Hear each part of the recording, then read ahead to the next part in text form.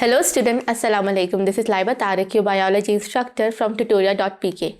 Today we are doing a brief overview of your chapter 25, Man and His Environment. Let's start. अगर हम इर्द गिर्द देखें तो हमें नजर आता है कि human interact with living things as well as non-living things. And on every minute, living things including the humans are consuming the earth resources like water, carbon and nitrogen. लेकिन ये न्यूट्रिएंट्स वापस कैसे आते हैं अर्थ में? अर्थ के पास ये न्यूट्रिएंट्स वापस आते हैं through biogeochemical cycles. There are two cycles that are mention in your chapter, water cycle and nitrogen cycle. सबसे पहले बात करते हैं वाटर साइकिल की. वाटर साइकिल को हम हाइड्रोलॉजिक साइकिल भी कहते हैं और वाटर का मेन रिजर्व ओशन है. वाटर साइकिल को हम इस तरह डिफाइन करते हैं, it is the continuous circulation of water between air, water and soil. और इस साइकिल को अंडरस्टैंड करने के लिए इस डायग्राम को देखें. वाटर जो है वो एटमॉस्फेयर के अंदर दो तरीकों से एंटर होता है. ट्रांसपिरेशन वाटर वेफर एस्केप होते हैं फ्रॉम द प्लांट्स, और सेकंड आपके पास इवेपोरेशन है. इन दोनों तरीकों से वाटर जो है वो एटमॉस्फेयर में आता है और वो कंडेंस होता है टू फॉर्म द क्लाउड्स. फिर ये क्लाउड्स जो है ये जमीन पे वापस आते हैं in the form of rain, hail and snowfall. इन तीनों चीज़ों को हम प्रेसिपिटेशन कहते हैं. फिर वाटर की मूवमेंट आती है on the land, that is known as percolation. और फिर उसके बाद वाटर जो है वो वाटर बॉडीज में आता है, रिजर्व में आता है, और ये साइकिल दोबारा रिपीट होता है. Second cycle is nitrogen cycle. The nitrogen cycle is also consist of a series of processes that convert the nitrogen gas into the substances and back to the nitrogen gas in the nature. Again ये भी continuous cycle है और इसको भी understand करने के लिए हम डायग्राम को देखते हैं. सबसे पहले आता है कि नाइट्रोजन का सबसे ज़्यादा रिजर्व जो है वो एटमॉस्फेयर में. दैट्स वाई एटमॉस्फेयर से नाइट्रोजन जब लैंड के लिए कन्वर्ट होती है तो इसको हम नाइट्रोजन फिक्सेशन कहते हैं. नाइट्रोजन फिक्सेशन तीन तरीकों से होती है. इंडस्ट्री के थ्रू, जिसमें आप यूरिया प्रोडक्शन कहते हैं. एटमॉस्फेरिक फिक्सेशन, जिसके अंदर थंडरस्टॉर्म के अंदर जो है वो नाइट्रोजन फिक्स होती है. और बायोलॉजिकल फिक्सेशन, जिसमें आपके नाइट्रोजन फिक्सिंग बैक्टीरियाज होते हैं जो नाइट्रोजन को फिक्स करते हैं. फिर ये तीनों चीज़ें अमोनिया प्रोड्यूस करती हैं. इसके अलावा हमारी लैंड के अंदर कुछ ऐसे भी डिकम्पोजर्स होते हैं जो कि आपकी डेड लिविंग मैटर के अंदर से जो अमीनो एसिड्स होते हैं उन्हें कन्वर्ट करते हैं अमोनिया में, और इस प्रोसेस को हम अम्यूनिफिकेशन कहते हैं. फिर अम्यूनिफिकेशन के बाद बात आती है नाइट्रिफिकेशन की. Nitrification means conversion of ammonia into nitrates. ये नाइट्रेट्स जो हैं ये प्लांट्स और लिविंग थिंग यूज़ करती हैं और इस प्रोसेस को हम एसिमिलेशन कहते हैं. फिर एसिमिलेशन के बाद हम बात करते हैं डीनाइट्रिफिकेशन की. डीनाइट्रिफिकेशन में ये होता है कि आपके पास जो एक्सेसिव अमोनिया होती है वो लैंड के अंदर कुछ बैक्टीरियाज होते हैं और वो इवेपोरेट कर देते हैं, यानी कि कन्वर्ट कर देते हैं इस अमोनिया को इनटू नाइट्रोजन गैस, और ये नाइट्रोजन गैस दोबारा आपकी एटमॉस्फेयर में एस्केप कर जाती है और ये साइकिल रिपीट होता है.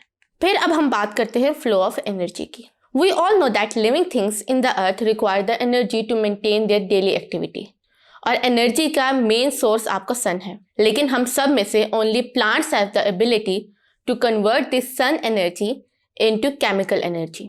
इसीलिए प्लांट्स जो हैं वो उस एनर्जी को कन्वर्ट करते हैं और डिस्ट्रीब्यूट करते हैं एनर्जी को in the all other living things, और इस डिस्ट्रीब्यूशन को हम एनर्जी फ्लो कहते हैं. Energy flow is defined as the flow of energy through the living things in the environment. लेकिन इसके पैटर्न को अंडरस्टैंड करना बहुत डिफिकल्ट है, क्योंकि आपके इन्वायरमेंट पे इतने ज़्यादा लिविंग थिंग्स है कि उनको बारी बारी इंडिविजुअली उनके पैटर्न को एनर्जी के अंडरस्टैंड करना बहुत मुश्किल था. तो साइंटिस्ट ने ऑर्गेनिजम्स को अरेंज किया इनटू डिफरेंट फीडिंग ग्रुप्स, और इन ग्रुप्स को हम ट्रॉफिक लेवल कहते हैं. अगर आप डायग्राम में देखें तो सबसे पहले बात आती है प्रोड्यूसर्स की. प्रोड्यूसर्स को हम ट्रॉफिक लेवल 1 में रखते हैं. फिर जो एनिमल्स प्रोड्यूसर पे डिपेंडेंट होते हैं उनको हम ट्रॉफिक लेवल 2 में रखते हैं. फिर जो ऑर्गेनिजम्स इन प्राइमरी कंज्यूमर्स को खाते हैं उनको हम सेकेंडरी कंज्यूमर्स कहते हैं और उनको हम T3 में रखते हैं. एंड देन फाइनली हमारे पास अल्फा कंज्यूमर्स होते हैं जिनको हम T4 में रखते हैं. और फिर लास्ट में हमारे पास डीकम्पोजर्स होते हैं जिनको हम T5 में रखते हैं. अब हम बात करते हैं कॉन्सेप्ट ऑफ प्रोडक्टिविटी की. ये बात तो आपको पता है कि sun is the ultimate source of energy, लेकिन सन की जो एनर्जी अर्थ पे आती है उसमें से सारी energy is not converted by the plants into the chemical. Sun की टोटल एनर्जी में से only 1% of the energy is converted into the biochemical products, और फिर इसको हम कहते हैं the energy product by the plant is known as gross primary production. यानी प्लांट सन की एनर्जी से जितना फूड प्रोड्यूस करते हैं उसको हम ग्रॉस प्राइमरी प्रोडक्शन कहते हैं। और फिर उसके बाद the amount of energy that is used by the plants is known as net primary productivity. इसको आप इस तरह भी डिफाइन कर सकते हैं कि ये एनर्जी प्लांट्स के अंदर स्टोर होती है और प्लांट्स जो हैं वो इसको एनर्जी को नेक्स्ट ट्रॉफिक लेवल में डिस्ट्रीब्यूट करते हैं। अगर हम एक फॉर्मूला को देखें तो net primary productivity is equal to gross primary productivity minus the respiration. Respiration means the use of the energy that is produced by the plants. अब हम बात करते हैं कि ये एनर्जी कैसे फ्लो होती है in the trophic levels. Energy trophic level में यूनिडायरेक्शनल फ्लो होती है और सारी एनर्जी जो है वो प्लांट्स अपनी नेक्स्ट ट्रॉपिक लेवल को नहीं देते। हमेशा याद रखें कि हर लेवल के एनिमल्स 100% एनर्जी में से 90% अपनी बॉडी के लिए खुद यूज करेंगे और 10% नेक्स्ट ट्रॉपिक लेवल को ट्रांसपोर्ट करेंगे। और वो जो 90% यूज करते हैं वो यूज करते हैं on the respiration, reproduction, growth and daily activities में। इस चीज को अंडरस्टैंड करने के लिए आप डायग्राम को देखें। सबसे पहले आप देखें कि लेट्स सपोज करें कि जो प्लांट्स हैं वो 100% एनर्जी जो है वो सन से ले रहे हैं। उस 100% एनर्जी में से वो 90% अपनी बॉडी पे यूज करेंगे और 10% देंगे प्राइमरी कंज्यूमर्स को। प्राइमरी कंज्यूमर्स अगेन 90% अपनी बॉडी के ऊपर यूज करेंगे एंड उस 10% में से 1% देंगे सेकेंडरी कंज्यूमर को। सेकेंडरी कंज्यूमर्स उसमें से 0.1% देंगे टर्शियरी कंज्यूमर को और टर्शियरी कंज्यूमर 0.1% देंगे क्वांटिटी कंज्यूमर यानी कि फाइनल कंज्यूमर्स को। अगर आप डायग्राम को देखें किसी भी ट्रॉफिक लेवल के तो आपको नजर आता है कि हमेशा हम लोग डायग्राम में पैरामिड्स यूज करते हैं। रीजन ये होते हैं कि जब हम नंबर्स को ग्राफ पे प्लॉट करते हैं तो हमारे पास पैरामिडिकल शेप आ जाती है। We have 3 types of ecological pyramids, pyramids of energy, pyramids of biomass and pyramids of number. अब हम बात करते हैं सक्सेशन की। सक्सेशन अगर आप इन्वायरमेंट को देखें तो इन्वायरमेंट में पॉपुलेशन एक जैसी नहीं रहती, बल्कि कभी किसी ऑर्गेनिज्म की पॉपुलेशन साइज इंक्रीज करता है, कभी किसी ऑर्गेनिज्म का पॉपुलेशन साइज इंक्रीज करता है। इसको हम सक्सेशन कहते हैं क्योंकि इकोलॉजिकल सक्सेशन जो है वो एक स्टडी एंड ग्रेजुअल चेंज है in the species of a given area with respect to the changing environment. जैसे जैसे माहौल बदलेगा वैसे वैसे नंबर ऑफ स्पीशी इंक्रीज और डिक्रीज करेगी और इसी को हम सक्सेशन कहते हैं। सक्सेशन 2 तरह की होती है, primary succession and secondary succession. Primary succession उस टाइम हुई थी जब आपकी दुनिया में फर्स्ट टाइम किसी भी स्पीशी ने उस जगह को इन्वेड किया था जहां पे पहले कुछ नहीं था और उसी को हम प्राइमरी कहते हैं इनके स्टार्ट से। सेकेंडरी सक्सेशन ये उस टाइम होता है जब आपकी कोई भी हैबिटेट या कोई भी इन्वायरमेंट किसी नेचुरल डिजास्टर्स की वजह से डिस्ट्रॉय हो जाए और वहां पे स्पीशीज जो है वो दोबारा से ग्रो करे और दोबारा से रिप्रोड्यूस करे। सक्सेशन के स्टेजेस को डिस्कस करने के लिए हम लोग इस डायग्राम को देखते हैं। सबसे पहले आप किसी भी जगह पे देखें तो वहां पे रॉक्स होते हैं, तो उन रॉक्स को सबसे पहले क्रिस्टोस लाइकन स्टेज जो है वो आके इन्वेड करती है। Crustose lichen as you know कि लाइकन जो होते हैं वो फंगस और मॉस का सिम्बायोसिस होती है। वो लोग जाके जो है वो रॉक्स पे ग्रो करते हैं और रॉक्स के अंदर जो है वो पेनिट्रेट करते हैं अपनी रूट्स को। देन उसके बाद आती है फोलियोस लाइकन स्टेज। फोलियोस लाइकन स्टेज जो है वो आपकी सॉइल की जो है वो थोड़ी से सॉइल का नंबर इंक्रीज करती है और सॉइल में न्यूट्रिएंट्स इंक्रीज करती है। जब सॉइल में न्यूट्रिएंट इंक्रीज होते हैं तो उसके बाद आपकी मॉस स्टेज आती है। फिर मॉस यानी कि आपकी मॉस के बाद आपकी हर्ब्स ग्रो करते हैं। हर्ब्स के बाद हमारी झाड़ियाँ ग्रो करते हैं जिनको हम शर्ब स्टेज कहते हैं। देन हमारे पास ट्रीज ग्रो करते हैं और फाइनली हमारे पास क्लाइमेक्स स्टेज आता है। क्लाइमेक्स स्टेज वो होती है जिसमें कोई भी इन्वायरमेंट अपनी पीक पे होती है। अब हम बात करते हैं पॉपुलेशन डायनामिक्स की। पॉपुलेशन कभी भी एक तरह से नहीं रहती बल्कि चेंज होती रहती है। उसी के नंबर को और उसके चेंजेस को स्टडी करने के लिए हम लोग पॉपुलेशन डायनामिक्स यूज करते हैं। एज यू नो कि डायनामिक्स मीन्स द चेंज। अब पॉपुलेशन डायनामिक्स फॉलोइंग फैक्टर्स पे डिपेंड करती है। इनफ्लो यानी कि किस पॉपुलेशन में कौन से लोग जो है वो इंक्रीज हुए हैं, ये थ्रू आपकी बर्थ होता है या इमिग्रेशन होता है। देन आउटफ्लो यानी कि पॉपुलेशन का साइज कैसे डिक्रीज हुए, इसमें आपकी प्रीडेशन आ जाती है, नेचुरल डेथ आ जाती है, एक्सीडेंट्स आ जाते हैं और एमिग्रेशन आ जाती है। Emigration means the migration from the population towards the outside. फिर उसके बाद हम किसी भी पॉपुलेशन के कैरेक्टर्स को जो है वो स्टडी करते हैं कि वो पॉपुलेशन जो है वो कैसे डिफाइन हो रही है, कैसे ग्रो हो रही है, कैसे कम हो रही है। We study the population through different characters. इनमें सबसे पहले हम लोग 1 बाय 1 डिस्कस करते हैं। सबसे पहले बात करते हैं ग्रोथ की। As you all know that growth is the increase of the number of individuals in a population. फिर आती है density. Density as the name indicate कि ये बताती है कि किस जगह पे कितनी ज़्यादा पॉपुलेशन है। फॉर एग्जाम्पल अगर आप बलूचिस्तान और पंजाब की डेंसिटी को कंपेयर करें बलूचिस्तान में नंबर ऑफ एरिया ज़्यादा है लेकिन उसकी डेंसिटी कम है, उसमें पॉपुलेशन साइज कम है, जबकि पंजाब में स्मॉल एरिया पे पॉपुलेशन जो है वो ज़्यादा है। फिर हमारे पास आती है distribution. Distribution is defined as the dispersion of individual in a population, और ये एक पैटर्न को फॉलो करती है। समटाइम्स वो क्लम्प्ड होते हैं, यानी कि इंडिविजुअल एक दूसरे के ऊपर ज़्यादा एग्रीगेट होते हैं। समटाइम्स उनकी जो डिस्पर्जन होती है वो यूनिफॉर्म होती है, एक पैटर्न को फॉलो करी होती है, और समटाइम्स रैंडम होती है, कहीं पे कम होती है कहीं पे ज़्यादा होती है, डिपेंड करता है ऑन द रिसोर्सेज। फिर हमारे पास आती है carrying capacity. Carrying capacity is the maximum number of individual in an environment and it's vary from species to species. For example, अगर मैं इस टेबल की बात करूँ तो इस टेबल पे अगर हम चूंटियों को रखेंगे तो चूंटियाँ बहुत ज़्यादा आ जाएंगी, लेकिन अगर मैं किसी कैट को रखूँगी तो कैट जो है वो मैक्सिमम इस टेबल के ऊपर 2 आ सकती हैं। So this is the carrying capacity. फिर हमारे पास अब हम डिस्कस करते हैं human impact on the environment. As we know कि ह्यूमन जो है वो सबसे ज़्यादा इन्वायरमेंट का इम्पॉर्टेंट पार्ट है, और जैसे जैसे ह्यूमन की पॉपुलेशन साइज इंक्रीज करता है इन्वायरमेंट उसी तरह इफेक्ट होती है।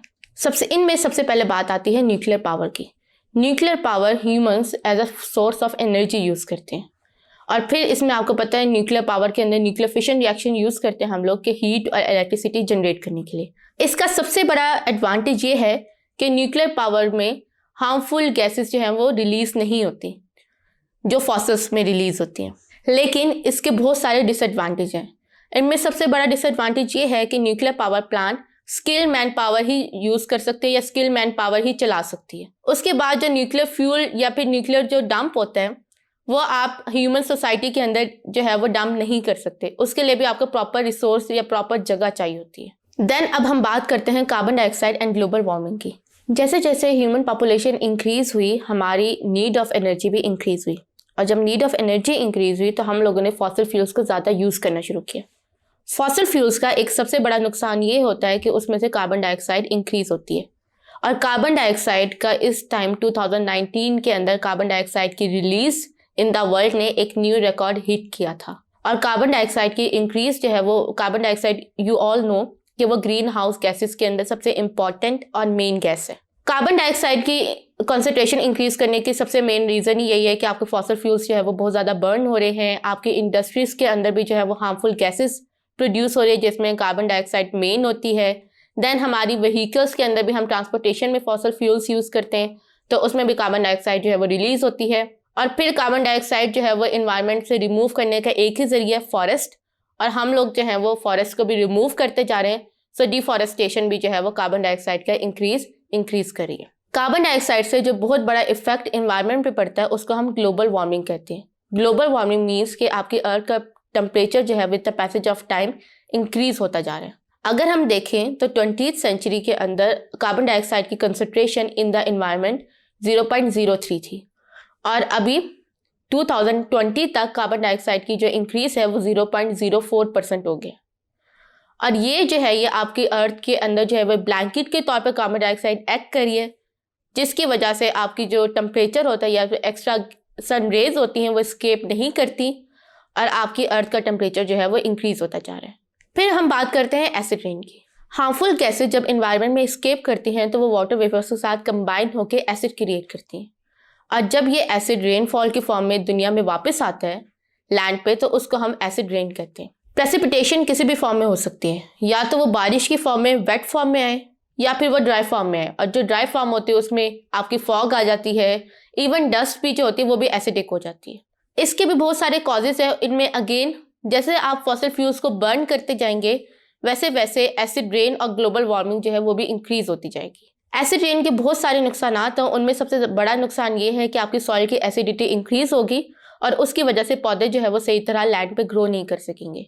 फिर ये पानी बारिश की फॉर्म में जब पानी या ओशंस या रिवर्स के ऊपर गिरता है तो वो फिर पानी जो है वो एसिडिक हो जाता है, जिसकी वजह से हमारी जो आबी मखलूक है जिनमें मछलियाँ और एक्वेटिक लाइफ होती है वो भी डिस्टर्ब हो जाती है और उनकी डेथ होती है।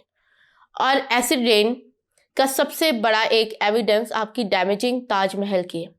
अगर आपने देखा हो तो ताजमहल का जो कलर है वो येलो होता जा रहा है, और yellowing of stone is the main reason of the acid rain. फिर हम बात करते हैं ओजोन की। हम सबको पता है कि हमारे स्ट्रेटोस्फीयर के अंदर एक स्पेशल लेयर है that is known as ozone. ये ओजोन आपकी सन रेस में से हार्मफुल रेडिएशन जिन्हें हम यूवी रेस कहते हैं उनको प्रोटेक्ट करती है और ज़मीन पे आने नहीं देती, जिसकी वजह से हमारी जो ह्यूमंस होते हैं वो प्रोटेक्ट होते हैं। जैसे जैसे हमारी अर्थ के ऊपर क्लोरोफ्लोरोकार्बन्स की इंक्रीज होता जा रहा है, उनका यूज़ इंक्रीज होता जा रहा है, उसके साथ साथ आपके जो ये क्लोरोफ्लोरोकार्बन्स होते हैं ये स्ट्रेटोस्फीयर में जाते हैं और आपके ओजोन की जो थिकनेस होती है उसे डिक्रीज करें। ओजोन की थिकनेस की वजह से जो हार्मफुल रेडिएशन थी सन की वो डायरेक्टली अर्थ पे आ रही हैं और उससे जो है वो ह्यूमंस के अंदर स्किन कैंसर जो है वो प्रोड्यूस हो रहा है। देन अब हमारे पास जो टॉपिक है वो है इन्वायरमेंट, रिसोर्सेज एंड डिप्लीशन। हम लोग, सही बात है कि human population, again population size increase हो रहा है तो हम रिसोर्सेज को यूज़ करें और रिसोर्सेज को वाइजली यूज़ करना ही अर्थ की सस्टेनेबिलिटी को इंक्रीज करेगा। रिसोर्सेज दो तरीकों के होते हैं, रिन्यूएबल जो कि आप दोबारा से रिन्यू कर सकें या दोबारा अर्थ खुद ही जनरेट कर लेती है, जिसमें पानी, नाइट्रोजन, कार्बन होती है। And second are the non renewable, ये वो रिसोर्सेज होते हैं जो एक दफ़ा ख़त्म हो जाए तो उसके बाद दोबारा यूज़ नहीं हो सकते। इनमें कॉमन आपके फॉसिल फ्यूल्स हैं। फिर अब हम बात करते हैं conventional and non conventional energy sources की। एनर्जी सोर्सेज को हम दो कैटेगरीज में डिवाइड करते हैं। कन्वेंशनल एनर्जी सोर्सेज ये वो सोर्सेज होते हैं जो कि पुराने वक्तों से हम एनर्जी के लिए यूज़ करते आ रहे हैं, जिनमें फॉसिल फ्यूल्स और न्यूक्लियर फ्यूल्स शामिल हैं। एंड देन जैसे जैसे आपकी पॉपुलेशन और वक्त गुजरता जा रहा है वैसे वैसे जो साइंटिस्ट हैं उन्होंने ऐसे एनर्जी सोर्सेज यूज़ किए हैं जो कि ज़्यादा सस्टेनेबल और वो इन्वायरमेंट के लिए कम हार्मफुल हैं। उनको हम नॉन कन्वेंशनल एनर्जी सोर्सेज कहते हैं। इनमें सबसे ज़्यादा आपकी विंड पावर है, tidal power, solar power, hydro electric power और बायोगैस शामिल है। फिर अगेन हम किसी भी चीज़ को यूज़ करते हैं तो उसकी डिप्लीशन होना स्टार्ट हो जाती है। उसकी डिप्लीशन, जैसे हम अब एनर्जी को हम बहुत ज़्यादा यूज़ करें तो हमारी एनर्जी सोर्स जो है वो भी कम होता जा रहा है और उसके कॉजेज़ में अगेन बहुत ज़्यादा ओवर पॉपुलेशन है। हम लोग जो है रिसोर्सेज को बहुत ज़्यादा एक्सप्लॉइट करें, हम सोच समझ के रिसोर्सेज को यूज़ नहीं करें, उसकी वजह से हमारे जो एनर्जी के रिसोर्सेज है वो वक्त के साथ साथ डिप्लीट होते जा रहे हैं। और साइंटिस्ट को सबसे ज़्यादा इस बात का डर है कि जैसे जैसे हम एनर्जी रिसोर्सेज को यूज़ करते जाएंगे तो मे भी आज से 50 साल के बाद हमारी फ्यूचर जनरेशन के पास कोई भी एनर्जी रिसोर्स नहीं बचे कि वो दुनिया के अंदर रह सके। एनर्जी के रिसोर्सेज की प्रोटेक्शन जो है वो बहुत ज़्यादा ज़रूरी है। इनमें दो इंस्टीट्यूशन बहुत इंपॉर्टेंट रोल प्ले करते हैं। पहले आपकी गवर्नमेंट, आपने देखा होगा कि जो डेवलप कंट्रीज होती है उनके अंदर एनवायरनमेंट के जो रिसोर्सेज होते हैं उनकी एक्सप्लॉयटेशन नहीं होती।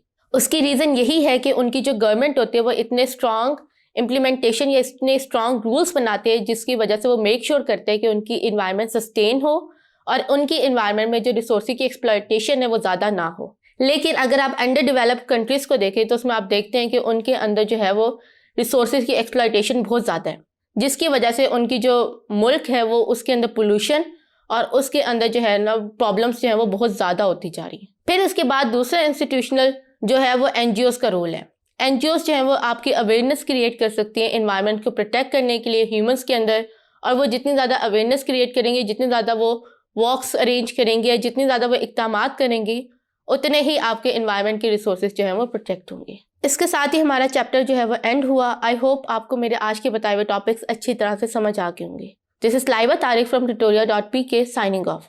See you in the next video. Take care. Allah Hafiz.